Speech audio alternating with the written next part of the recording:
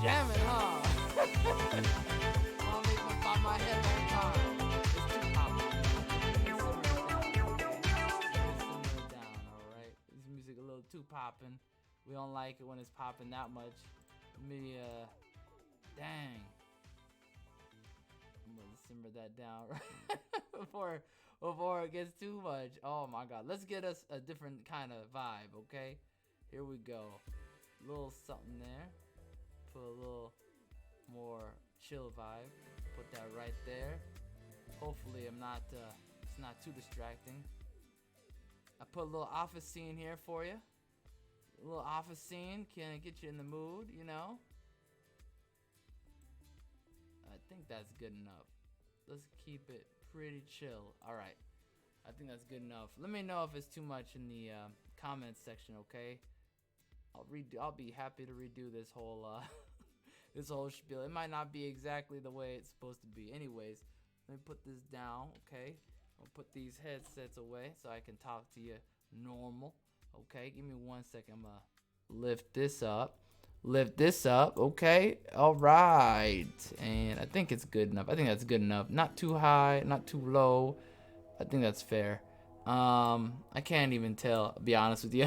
I tested this so many times.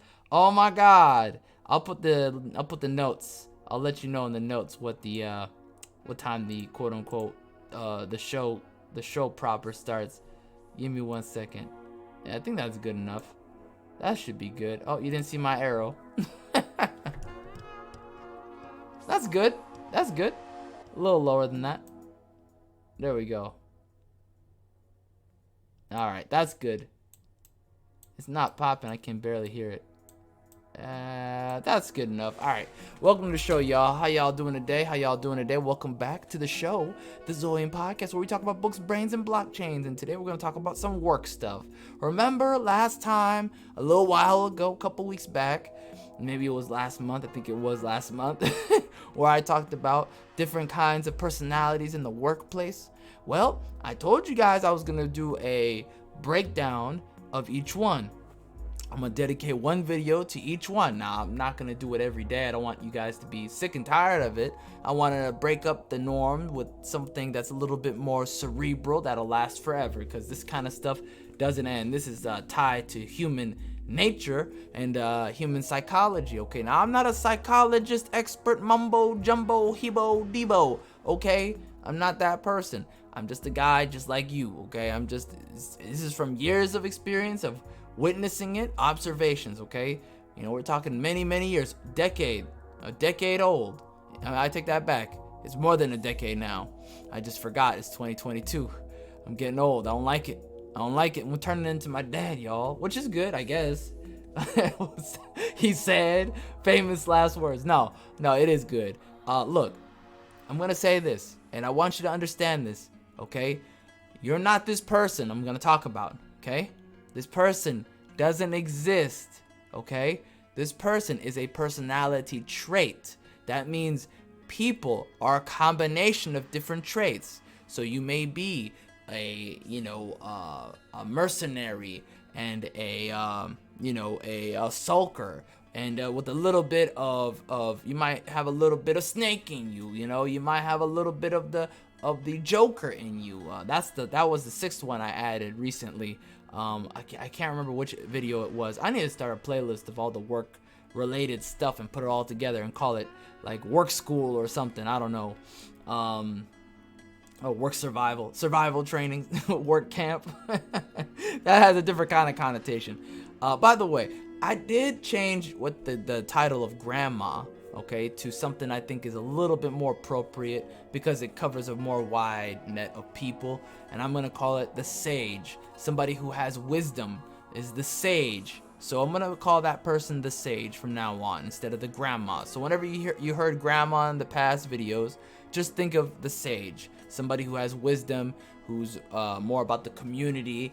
They're seen as a leader. They kind of are the nexus between all these different types of people in the workplace, okay? You might be a little bit of the sage and a little bit of a sulker. You might be a little bit of a rat, a little bit of a sage, you know? Everyone's gonna be different. People are not one and done personas. Like that MBTI thing, I just don't believe it. I think it's more complicated than that, okay? It's definitely more complicated than that person I'm looking at right now. That's such a weird timing for that person to pop up. So yeah, you're gonna be different than these people, okay, that I'm talking about individually, one-to-one, okay? These are more like 1D characters, okay? They're not real people, so don't take offense to it. Hopefully you don't. We'll see. So I'm gonna talk about today the rat, okay? I think the rat's a pretty good one to talk about today because I have a lot of experience dealing with the rat. The rat is a character, it's a caricature of a person. It's the type of employee who's scared to lose their job, okay? And not just that. That's not the only negative thing about them or whatever, because people can be afraid of losing their jobs and not being a rat. This is somebody who is living in fear to the point where it has disabled their ability to do good work, to do functional work, to function, to be a functioning employee, right? To make production, to do stuff, right? The main thing that drives their focus is fear. So they are limited in what they could do, okay? They don't communicate very well, okay? We'll talk about that in just a moment. They have a very negative mindset. They have a very negative outlook. They have a half glass empty outlook. They are very close to the sulker, which we'll talk about in just a moment when we talk about allies, okay? So here's some traits I'm going to give you. Just like I just told you in a minute ago, they have a very negative mindset. They have a kind of a self-hating prophecy a little bit. They got a little self-hate in them because they're afraid to actually go out there and to make changes, stand up for themselves. They don't see themselves as someone worthy to stand out for. They diminish their own abilities. They will have a very negative connotation to every new thing that changes. They're very afraid of change because with change happening, they kind of retract. They don't expand. They retract. They pull back, and they go into a mental. They kind of try to go into their happy place, but they're so enveloped in their own fear. And it's become toxic. So their own mind has been invaded. There is no safe space, okay? There is no safe space. They cannot hide. They try to hide, but there's nowhere to go because they believe truly that they will be terminated, or that any day now the jig will be up. It's over, bro. You know, it's over, bro. It's over, dude. That's the rat, okay? Now, that mindset is very toxic because it permeates the room, okay? It spreads. It can be like wildfire, okay? That's the thing about their mindset you have to understand. They will pull you in with them, okay? Do not allow them to do that. That's what makes them very similar to the sulker. The sulker is different than the rat because the sulker is already miserable and doesn't care that they lose their job. They feel trapped, but they only feel trapped because of their own mindset.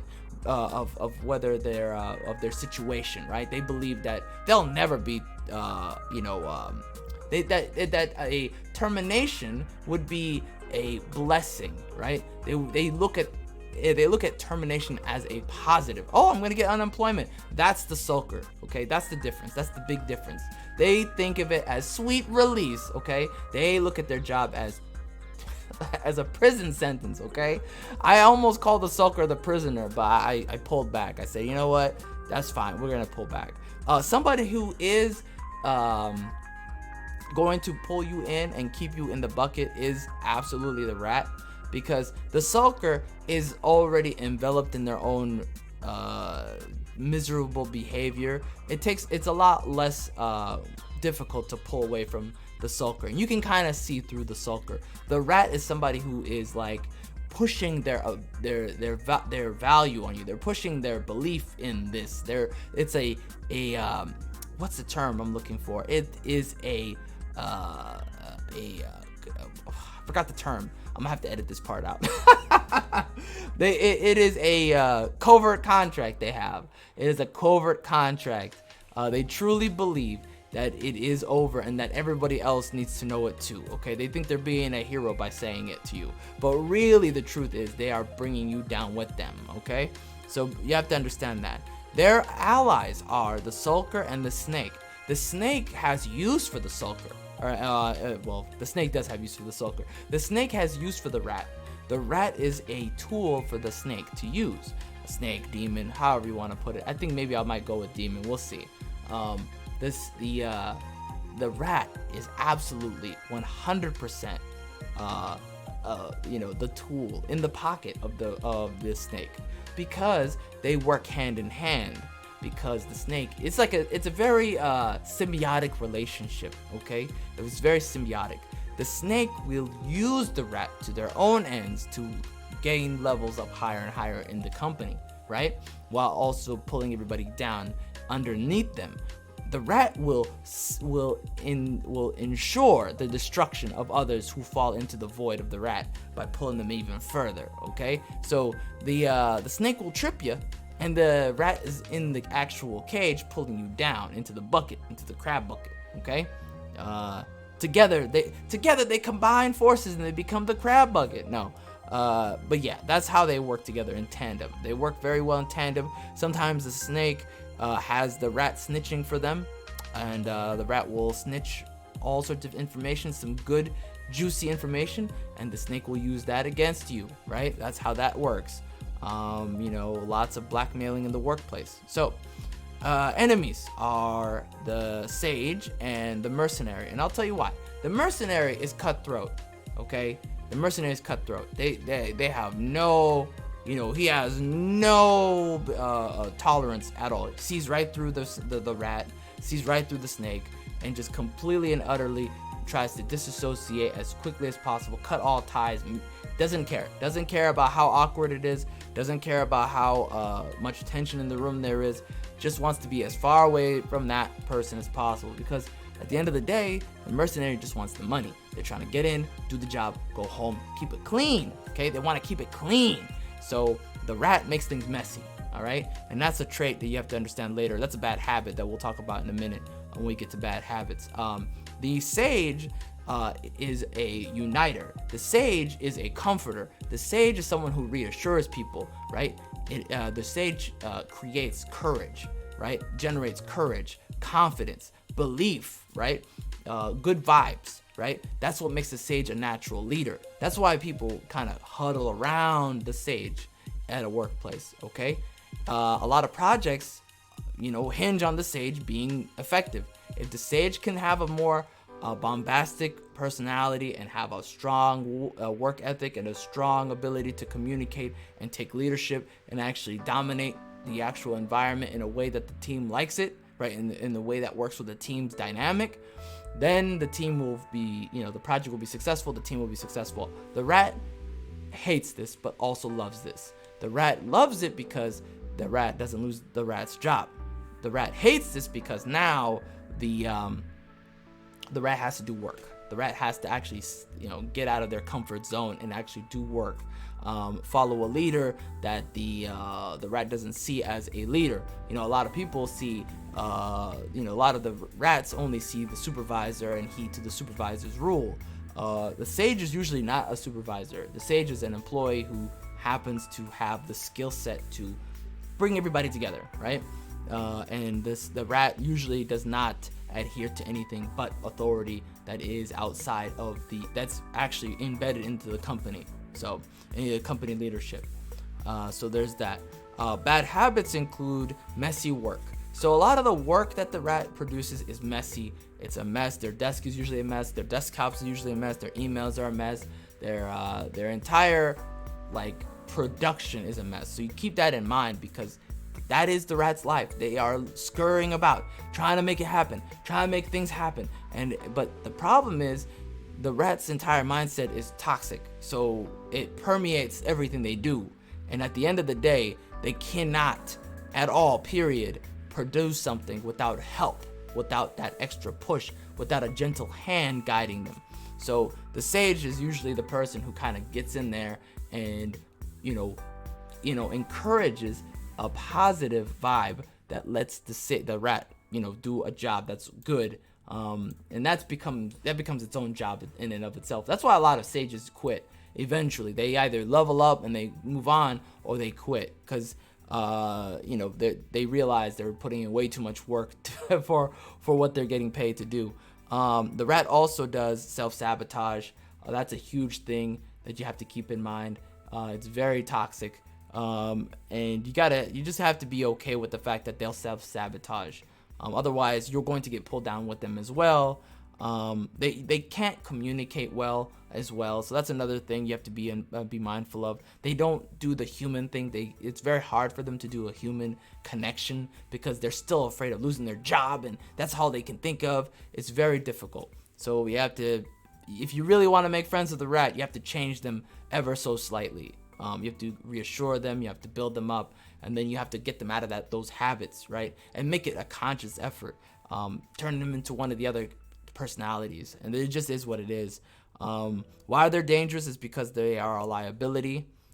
They spy, they snitch, of course. I talked about that before. They can be thieves. A lot of people who are rats tend to become thieves, and they steal property, equipment, supplies, people's personal property, you name it, because at the end of the day they think to themselves, I'm gonna be fired anyway, so what do I care? You know what I mean? That's like that last ditch of acceptance. Right when they hit that denial stage of the stages of grief, the denial stage is really fast, because they accept that they're gonna be fired, and because it's always in their mind. They already convinced themselves, so they pass that part. And when they get to the part of acceptance after bargaining, that's when you see them become very dangerous.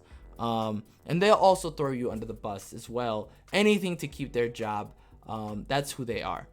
So anyways, if you like this video, hit the like button. Tell me what you think. Appreciate you guys, and have a wonderful day.